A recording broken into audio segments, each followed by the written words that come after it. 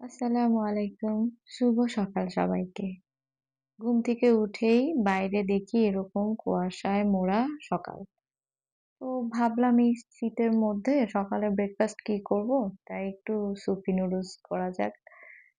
তো চলে এলাম কিছু ইনগ্রিডিয়েন্টস নিয়ে সিম্পলি ভাবে সুপি নুডলস রান্না করতে। খুবই ইজি রেসিপি, সবাই পারি আমরা। কিন্তু আমি আমার স্টাইলে গরম, গরম সুপি নুডলস আজকে রান্না করব। তো চলুন ১ম এই তেল নিয়ে নিচ্ছি। এর মধ্যে আমি কিছু রসুন কুচি দিয়ে নিচ্ছি। এটাকে একটু ব্রাউন কালার করে নিব। তারপরে বাকি ইনগ্রিডিয়েন্টস রসুনটা গুলো আস্তে, ব্রাউন আস্তে কালার এড হয়ে করব। এলে এর মধ্যে আমি পেঁয়াজ কুচি দিয়ে একটু নেড়েচেড়ে এটাকেও একটু হালকা ব্রাউন কালার করে নিব সুন্দর মতো, যেন এটার ক্রাঞ্চিনেসটা চলে যায়। কারণ সুপি নুডলস এর মধ্যে পেঁয়াজের ক্রাঞ্চিনেসটা থাকলে ভাল লাগবে না। সাথে আমি একটু লবণ এড করে নিলাম।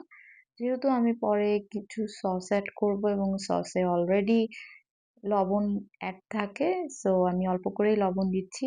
এই পর্যায়ে আমি এই পেঁয়াজ আর রসুনের এই ভাজাটা আমি আলাদাভাবে উঠিয়ে রেখে নিচ্ছি। আর এখানে আমি ডিম ২ টো ফেটিয়ে নিয়েছিলাম, সাথে একটু ব্লাক পেপার আর হালকা একটু সল্ট দিয়ে নিয়েছিলাম এবং এটাকে এখন একদম ভাজা, ভাজা এ করে নিব পর্যায়ে পাত্রে আরেকটু এবং আমি একদম তেল কুচি, নিয়ে কুচি নিব। ভাজা, ভাজা করে সাথে নিব যেন যে খেতে কুচি মজা করে লাগে। রাখা চিকেন ছিল সেই চিকেনটা দিয়ে নিব এবং এটাকে হালকা একটু ভাজা করে নিয়ে আমি এর সাথে সস, ব্লাক পেপার এড করব।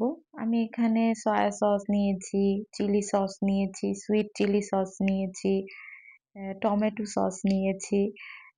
আপনারা আপনাদের পছন্দ মতো হাতের কাছে যে সস থাকবে সেইগুলো দিয়েই আপনারা এই আম মিশ্রণটা রেডি আমি করতে কোনো পারেন। প্রফেশনাল কুক না।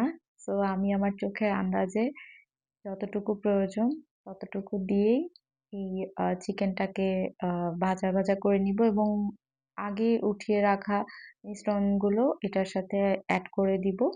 এ পর্যায়ে সসের সাথে ডিম, পেঁয়াজ, রসুন এবং চিকেনটা ভালো করে মিক্সড করে নিবো। একদম যাতে ভিতর থেকে কুক হয়ে যায় এরকমভাবে। এ পর্যায়ে খুব সুন্দর স্মেল বের হয়ে আসবে এবং তখন আপনি এটার মধ্যে একদম টকবগা গরম পানি দিয়ে দিবেন।